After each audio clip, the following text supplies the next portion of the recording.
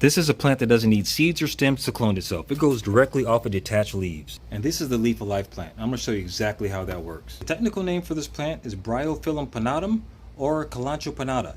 Now, the reason why that is really important, if you look at bryo, that means to sprout.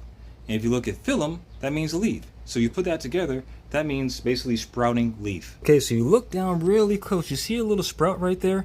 That is literally coming off of this leaf. Okay, so now if we look at these leaves, they have some really important qualities. They're actually kind of thick like a succulent, and they have a bunch of tiny serrations on them. So each one of these notches contains specialized cells that trigger miniature clone growth the second the leaf drops and comes in contact with moist soil. This plant is really a really great plant to grow. The reason I say that is it doesn't really need a lot of attention. It grows really great in shade, and it doesn't need a whole lot of water also, and it can tolerate all types of heat. It's been over 100 degrees, and this plant has done just fine for me. Interesting fact about this plant. It's native to Madagascar. It's spread throughout Africa, over to Asia and the Caribbean because it was known for a bunch of healing properties. Some of the things it was known to do was to heal wounds, kidney stones, and also respiratory illnesses.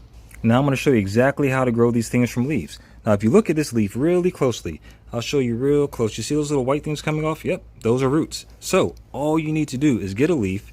If you look at this one, it's actually been touching the ground for a little bit. You'll see that right there.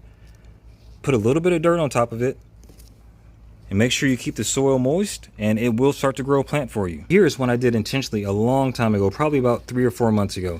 And you'll see this actually is growing and it is looking really healthy. So then you're going to ask, what if I bury this leaf too deep? Well, all it's going to do is take a little bit longer for it to germinate. You'll see right here, these are leaves that are planted really deeply. And so it actually does still put out of the ground. Okay, if you want a nearly indestructible plant that literally prints copies of itself, this is the one.